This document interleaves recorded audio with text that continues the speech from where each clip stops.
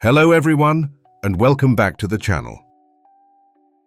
Most of us know Little Red Riding Hood as a children's story, a girl, a wolf, and a rescue. But the truth is, this tale has been told for centuries in many different ways, and in most of those versions, the endings weren't happy. They were terrifying. Tonight, we'll explore 10 of the darkest versions of Little Red Riding Hood from around the world, each stranger, more unsettling and more haunting than the bedtime story you remember. So dim the lights, and let's begin. When most people hear the name Little Red Riding Hood, they think of the familiar children's story, a young girl, her grandmother, a clever wolf, and finally a brave huntsman who swoops in to save the day. But the earliest written version of this tale, recorded in 17th century France by Charles Perrault, is far from comforting. In fact, it's a story that ends in silence, with no rescue, no happy ending, and no return home. In this oldest version, Little Red Riding Hood is portrayed as an innocent, naive girl traveling through the woods to visit her grandmother. The wolf, however, is not just a beast. He is clever, manipulative, and deeply patient. He meets Red along the forest path, asking where she's going, and without hesitation, the girl answers, revealing her destination, her grandmother's house, and even which road she'll take. The wolf, smiling in that unsettling way, suggests a race. He tells the girl to take one path while he will take the other. The girl agrees, perhaps believing this is nothing more than a playful challenge. But of course, the wolf knows the forest better than she ever could. He runs swiftly down the shorter path, arriving at the grandmother's cottage long before Red. What happens next is chilling in its simplicity. The wolf tricks the grandmother, disguises himself in her clothing, and waits in her bed. When Red finally arrives, she notices that something is strange. The woman in the bed looks different, her features distorted by shadow. And so begins the famous dialogue that nearly every version of the story still carries today. "Grandmother, what big arms you have. All the better to hug you with, my dear. Grandmother, what big ears you have. All the better to hear you with. Grandmother, what big teeth you have. All the better to eat you with." And then without hesitation, the wolf devours her whole. That's it. The story ends right there. There is no huntsman with an axe, no clever trick, no last-minute escape. Both Red and her grandmother are gone. The final message of Perrault's version isn't about bravery or survival. It's a stark, almost cruel warning. In fact, Charles Perrault included a moral at the end of his tale, something most people don't know. He explained that Little Red Riding Hood was not just a story for children, but a cautionary lesson, especially for young girls.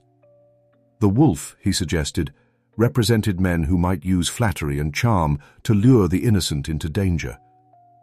In this sense, the tale was meant as a social warning. If you stray from the safe path, you may not survive. It's easy to see why later versions softened the ending. Parents telling their children bedtime stories may not have wanted to terrify them completely, but the French origin of Little Red Riding Hood was never meant to be comforting. It was designed to instill fear, to remind its audience that once you step into the woods, you might never come back. This first version, Le Petit Chaperon Rouge, remains the darkest of them all because it is merciless. No one is saved. The forest claims both the girl and her grandmother, and the last sound we hear in this ancient telling is silence, the quiet aftermath of a predator who has already won.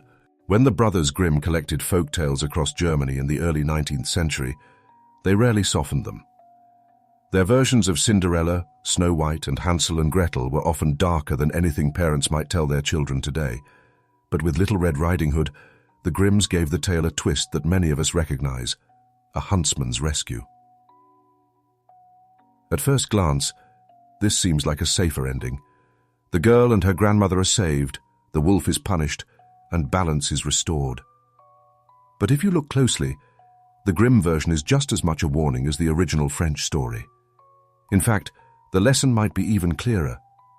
Stray from the path, and danger will always follow. The story begins much the same way. A young girl wearing a bright red hood sets off to visit her grandmother. Her mother warns her to be careful, to stay on the path, and not to talk to strangers. But like all children in these old tales, she doesn't fully listen. In the forest, she meets the wolf. He is smooth-talking, friendly even, and he persuades her to gather flowers. Red strays from the path, distracted by the beauty of the woods. While she wanders, the wolf runs ahead to her grandmother's cottage. Inside, the familiar deception plays out. The wolf pretends to be Red, gains entry, and swallows the grandmother whole. He then disguises himself in her clothing, climbing into the bed to wait. When Red arrives, the dialogue unfolds just as in the French telling. She questions her grandmother's strange appearance, her large ears, her hands, her teeth. The wolf answers patiently, until at last he leaps forward. But here, instead of silence, the story takes a sharp turn. A huntsman passing by the cottage hears strange noises inside. He suspects something is wrong. When he enters, he sees the wolf lying on the bed, his belly swollen and grotesque from his feast. Rather than fleeing, in terror, the huntsman acts. With his knife he opens the wolf's belly, and out climb both Red and her grandmother, alive, shaken, but unharmed. The huntsman then fills the wolf's belly with stones, sewing him shut. When the creature awakens and tries to flee, the weight of the stones drags him down. He collapses, and this time it is the wolf who is silenced. On the surface, this ending is triumphant. Evil is punished. Innocence is restored. Children listening might breathe easier, knowing that even if mistakes are made, a hero could appear to set things right. But the Grimm brothers were never that simple. Beneath the rescue lies the real message.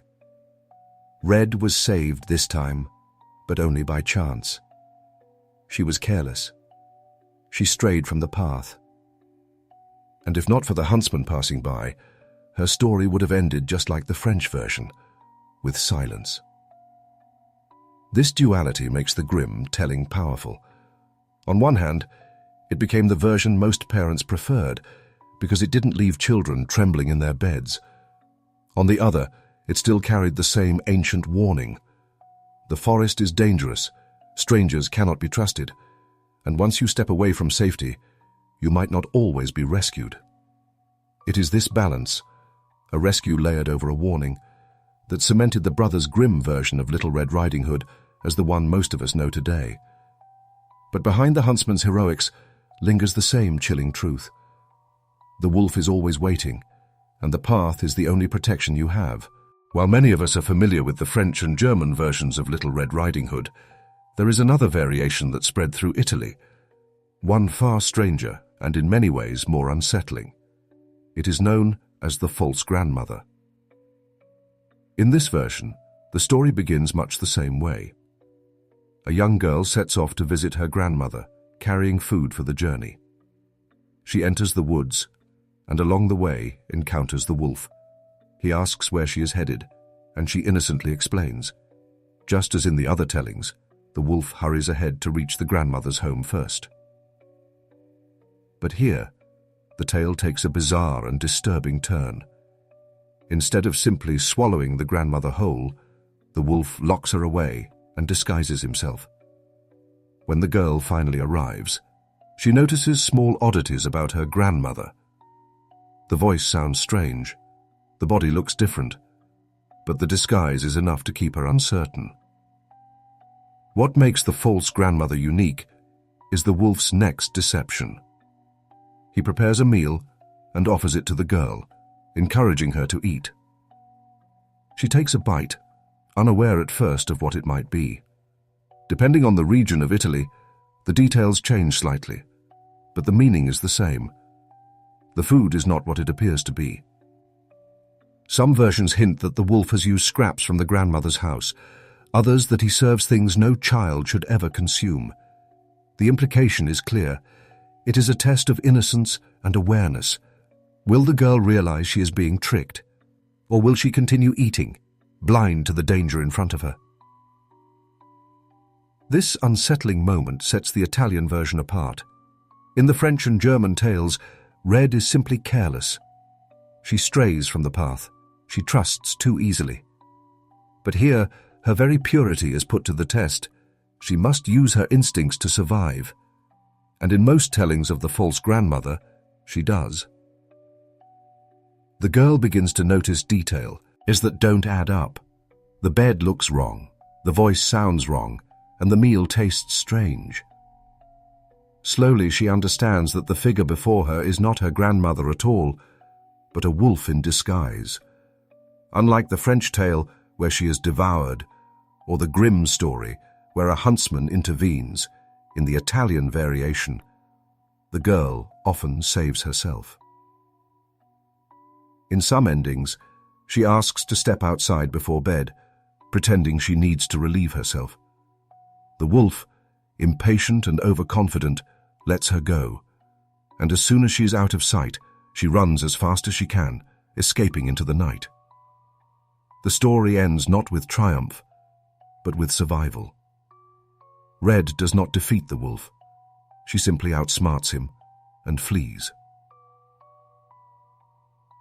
The Italian version is strange, even eerie, because of its focus on deception through something as simple as food.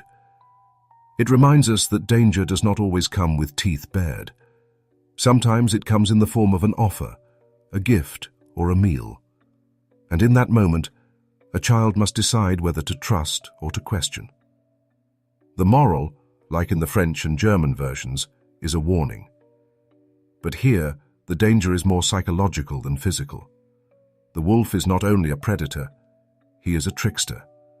And the false grandmother teaches us that innocence can be tested in many ways, and that survival may depend not on strength, but on cleverness and caution. When most of us think of Little Red Riding Hood, we imagine the wolf as nothing more than an animal. Clever, yes, but still a beast of the forest. Yet in older strands of folklore across France and medieval Europe, the wolf wasn't always just a wolf. Sometimes the creature that met Red on the path was a man, or more accurately, something caught in between, a shapeshifter, a werewolf. These older stories blur the line between human and beast. In them, the wolf is not only dangerous because of his teeth, but because he can hide in plain sight. He might appear first as a man on the road, charming, polite, even handsome, before revealing his true form. The danger, then, is not only the wilderness outside the village, it is the darkness hiding inside human nature itself. In France, especially during the Middle Ages, belief in werewolves was widespread. Villagers whispered about men cursed to roam the night in wolf form, preying on anyone unlucky enough to cross their path. These legends bled directly into versions of Little Red Riding Hood. Instead of warning children about talking to strangers in the woods, the story became a chilling reminder.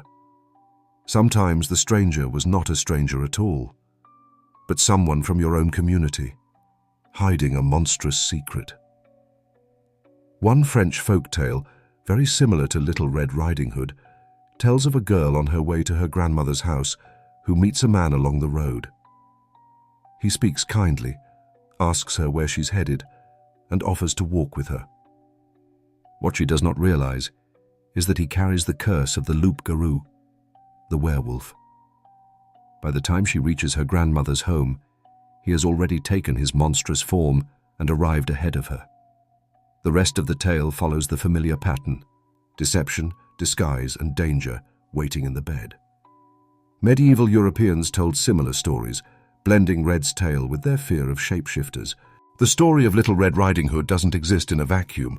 Folklorists and literary scholars have long noticed how its themes overlap with other dark European tales, especially those about innocence, predatory men, and forbidden spaces. One of the most striking connections is to a story known as Bluebeard. And when the two tales are placed side by side, the wolf in Red's journey begins to look less like an animal and more like something far more human, the dangerous suitor, hiding behind a mask.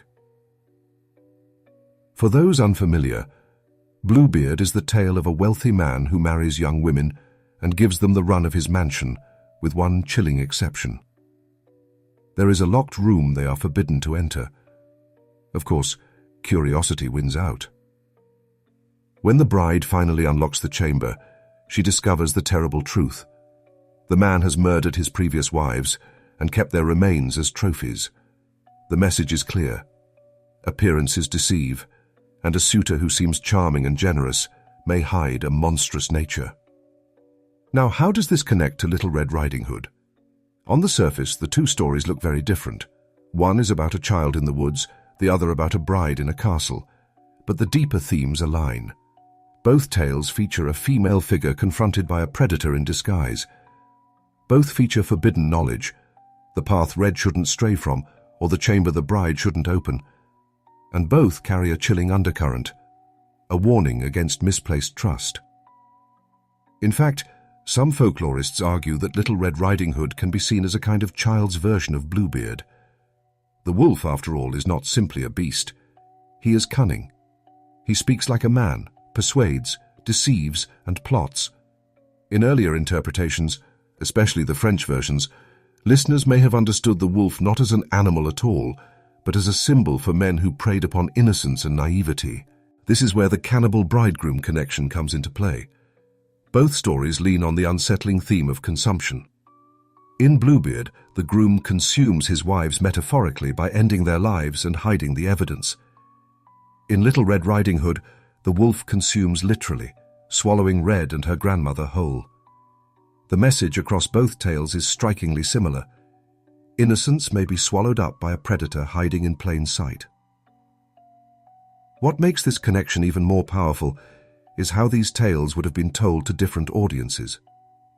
Bluebeard was a story for young women, often shared as a cautionary tale about marriage and trust. Little Red Riding Hood, on the other hand, was told to children, especially girls, warning them to be careful who they trusted outside the safety of home. Together they formed a cycle of warnings, one for the beginning of life and one for the threshold of adulthood. Over time, these themes softened in retellings, becoming less about predatory figures and more about simple morality. Don't stray from the path or listen to your parents. But when you peel back those layers, you find the darker core that scholars say links Red's story with the cannibal bridegroom tales. Both serve as chilling reminders that sometimes the greatest dangers wear a friendly face. When we see Red walking through the forest, basket in hand, meeting the wolf, it's easy to forget that this isn't just a children's story. It's part of a long, interconnected network of folklore, stories meant to protect, warn, and sometimes terrify, so that the innocent would remain cautious in a world full of hidden predators. When we think of Little Red Riding Hood, most of us imagine a European forest, a cunning wolf, and a red cloak. But stories like this have echoes all around the world. In China, there is an older folk tale often referred to as the tiger grandmother, and in this version, the wolf is gone, replaced by something even more terrifying, a tiger spirit, lurking in disguise. The story begins in a familiar way. A group of children are sent to visit their grandmother, who lives far away. On the way, they are approached by a tiger spirit. Like the wolf in European tales, this tiger is clever, cunning, and deceitful. It learns where the children are headed and races ahead to arrive first. When the children finally reach their grandmother's house, they find someone waiting inside. She looks like their grandmother, speaks like their grandmother, but something feels wrong. Her voice is too rough, her hands too heavy, her smile too sharp. In some versions of the story, the tiger has already devoured the real grandmother and taken her place. In others, it has simply disguised itself through magic or spirit trickery. Either way, the danger is the same. The children are inside a house with something that means to harm them. This is where the Chinese tale shifts. Unlike the European versions, which usually focus on a single girl, the tiger grandmother often features several siblings, and instead of being helpless, they rely on each other's wits. The tiger tries to trick them into eating a strange meal or into climbing into bed beside it, but the children begin to notice the differences. The voice is not gentle, the hands are too large, the teeth gleam unnaturally in the lamplight. One of the children whispers to the others, "That is not grandmother," and together they devise a plan. In many retellings, the siblings ask permission to step outside before bed, pretending they need to relieve themselves. The tiger spirit, impatient and arrogant, allows it. The moment they are outside, they run as fast as they can into the night. The tiger gives chase, but the children outsmart it. In some endings, they cross a river with the help of a passing ferryman, leaving the tiger stranded on the opposite bank. In others, they trick the tiger into climbing into a boiling pot or falling into a pit. What makes this tale so fascinating is how it reflects its own culture. In China, the tiger has long been both feared and respected, a creature of immense power, but also danger. Replacing the wolf with a tiger spirit gives the story an unmistakably local flavor, grounding it in the landscapes and beliefs of East Asia. And while the European versions often end with rescue, a huntsman, a woodsman, or a stroke of luck, the Chinese children survive through their own cleverness. They work together, think quickly, and turn the tables on the predator that meant them harm. The lesson here is slightly different too. It is not only about obedience or staying on the path, it is about the importance of awareness, resourcefulness, and family. By relying on one another, the children escape a danger that could easily have destroyed them alone. Like Little Red Riding Hood, the tiger grandmother has been told for centuries, passed down orally long before it was written. And though the details vary from village to village, the heart of the story remains the same, a warning to the young that not everyone who looks familiar can be trusted. Sometimes even someone who wears the face of family might hide sharp claws beneath. When we think of the figure who threatens Little Red Riding Hood, the image is clear, a wolf lurking in the shadows, waiting to deceive. But in Slavic folklore, the role of the predator takes a very different shape. Instead of a wolf, the girl who wanders into the woods may find herself in the clutches of Baba Yaga, the legendary witch who dwells deep in the forest. Baba Yaga is one of the most famous and terrifying figures in Russian and Eastern European folklore. Unlike the wolf, she is not just a simple predator. She is a complex, unpredictable force, part villain, part teacher, part trickster. Sometimes she helps those who come to her hut. Other times, she harms them. But one thing remains constant. Baba Yaga is never to be underestimated. Her home is as famous as she is, a hut that stands on giant chicken legs, able to move and turn, always watching. The forest around it is said to be lined with a fence of human bones, topped with glowing skulls. And inside the hut lives the witch herself, old, gaunt, with iron teeth and a hunger for those foolish enough to stumble too close. In stories that echo Little Red Riding Hood, a young girl is sent into the woods, often to deliver food or to complete a task for her family. Along the way, she strays from safety and finds Baba Yaga's hut. Instead of pretending to be the girl's grandmother, as the wolf does, Baba Yaga offers shelter, but at a price. She sets impossible tasks, like cleaning her home until it shines, separating seeds of grain from sand, or cooking meals without any proper tools. The girl's survival depends not on strength, but on cleverness and humility. In many versions, she receives magical help, from talking animals, enchanted objects, or even the spirits of the forest who take pity on her. If she succeeds, Baba Yaga sometimes lets her go, even rewarding her with gifts of wisdom or protection. But if she fails, the witch's hunger takes over, and she becomes the meal instead.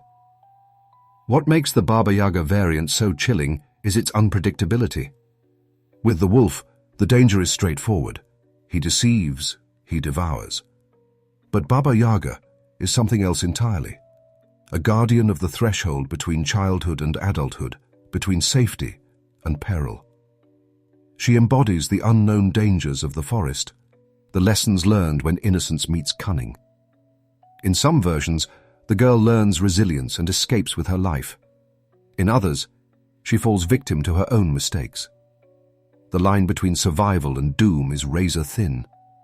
This is what makes Baba Yaga such a powerful figure in folklore.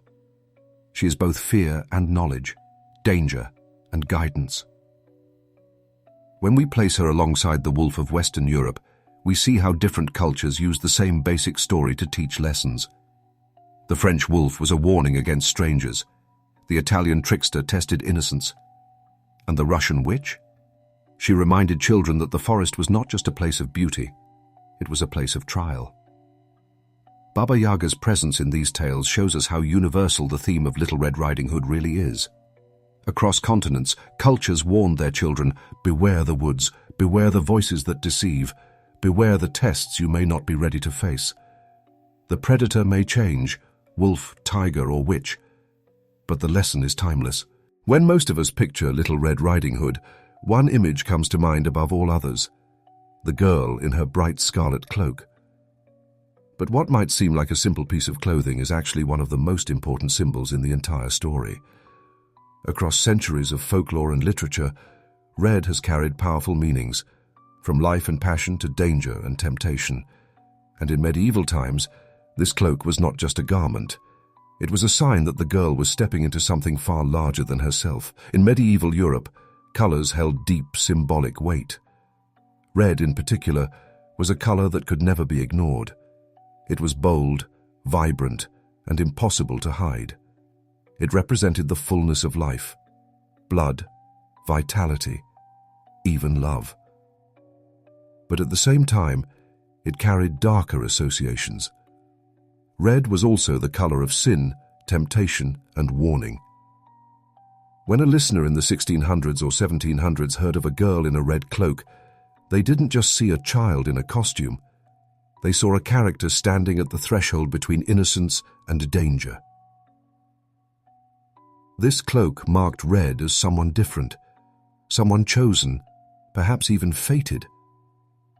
Unlike the other children who might have blended into the forest, she was unmistakable. The color shouted her presence to the world, almost as if destiny had wrapped her in a banner saying, "This girl will meet the wolf." Scholars often debate what the cloak truly represents. Some argue it symbolizes the transition from childhood into adulthood. In medieval culture, reaching maturity was often seen as both exciting and perilous. It meant more responsibility, but it also meant greater vulnerability to temptation and harm. The wolf, then, becomes not only a predator, but a symbol of the dangers waiting for those who step off the safe path of innocence.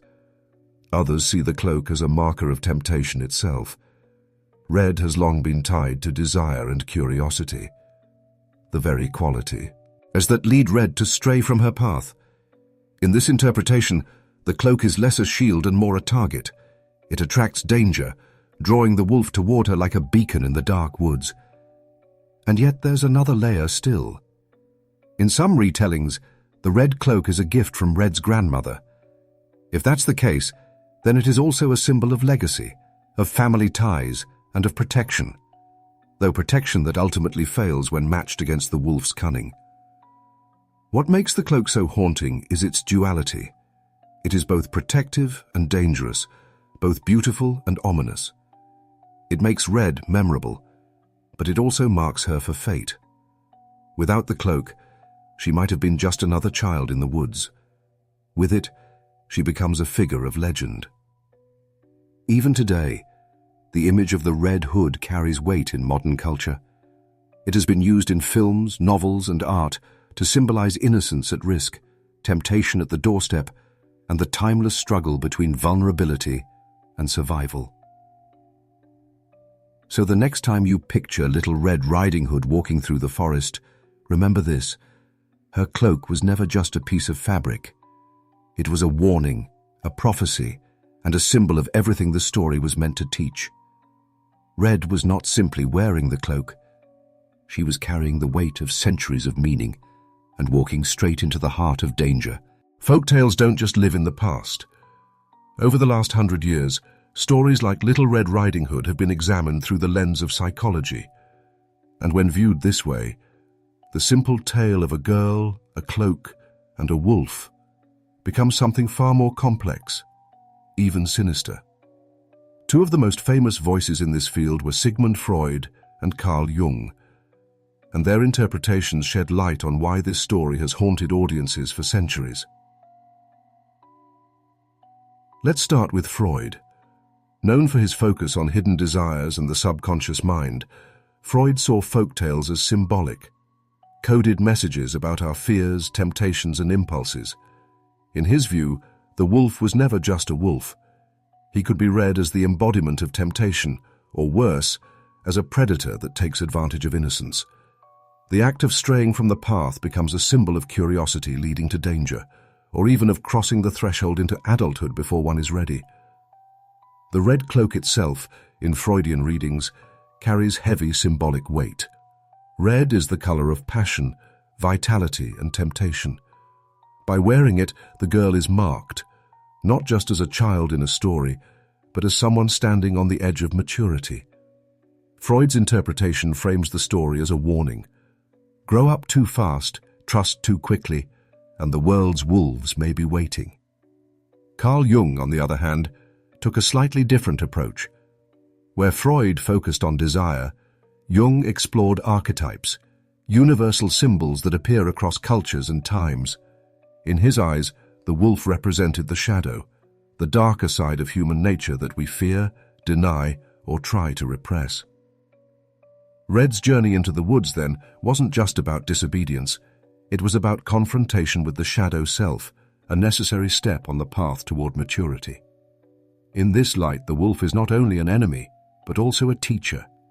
He forces Red to face the realities of life, that the world is not always safe, that appearances deceive, and that innocence cannot last forever. For Jung, this confrontation was part of the hero's journey. Red must leave the safety of her home, face the predator in the woods, and emerge changed, carrying new knowledge about the dangers of the world. What makes these psychological readings so compelling is how they shift the story's meaning. On the surface, Little Red Riding Hood looks like a simple cautionary tale for children. But beneath, it becomes a symbolic drama about temptation, danger, and transformation. The wolf is no longer just a clever animal. He is every hidden fear, every dangerous impulse, every predator lurking just outside the light of the fire. Even today, these interpretations shape how we retell the story. Modern books and films often lean heavily into the psychological angle, portraying Red not only as a victim, but as a figure who must navigate temptation, identity, and fear. In this sense, the story endures because it speaks to something deeply human.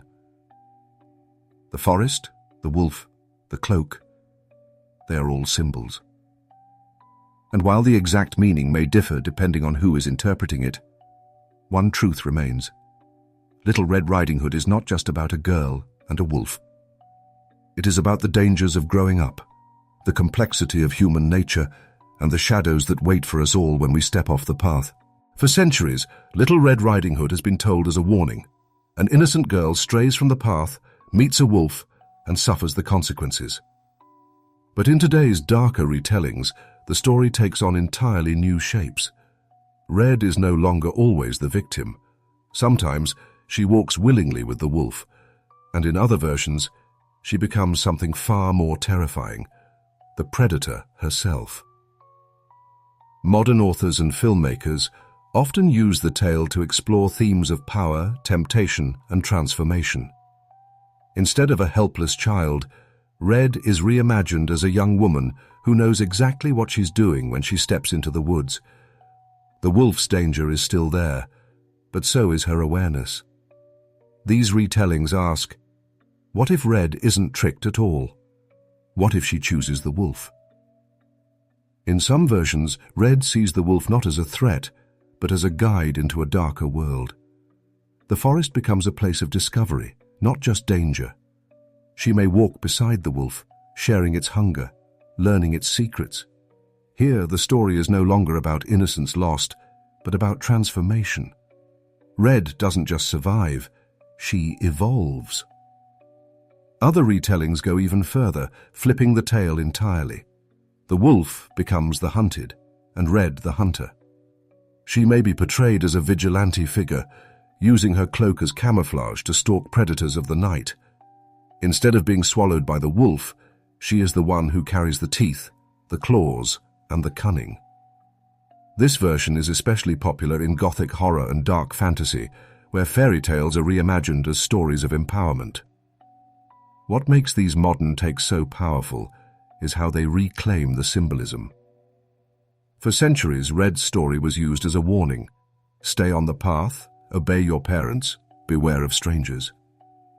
But in today's versions, the red cloak becomes a banner of strength rather than vulnerability. It's no longer just a symbol of temptation or danger.